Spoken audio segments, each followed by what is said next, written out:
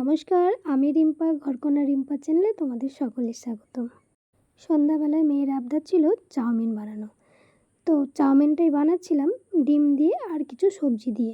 এমনি সময় বাচ্চারা সবজি খেতে খুব একটা পছন্দ না করলেও তাদের যদি পছন্দের জিনিস হয় তাতে কিন্তু সবজি দিলে বেশ না বলে না, খুশি মনেই খেয়ে নেয়। তো এখানে একটু আলু, গাজর, একটু পেঁয়াজকে ভেজে নিয়েছিলাম।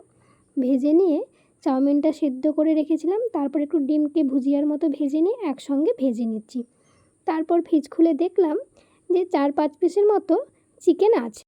তো সেই জন্য ফ্রিজ থেকে বার করে দেখো এমনি হলুদ, লঙ্কা, জিরে, ধনে, একটু আদা রসুনের পেস্ট দিয়ে আমি ওটা ঢাকা দিয়ে একটু তেলে ভেজে নিচ্ছি।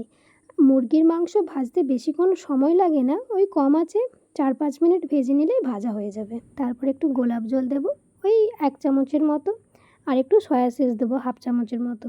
দেখো গোলাপ জল আর সয়া সসটা দিয়েছি, দিয়ে আমি এটা যখন মিক্সড করছি তো তখন দেখো পুরোই মনে হচ্ছে যেন আমি দোকান থেকে কিনে নিয়েছি, মানে পুরো কালারটা চেঞ্জ এবং সুন্দর দেখতে হয়েছে আর ঝুরঝুরে টাইপের হয়েছে। দোকানে আমরা যেমন দেখো ঝুরঝুরে টাইপের পাই, তো সেরকম ঝুরঝুরের মতো হয়েছে।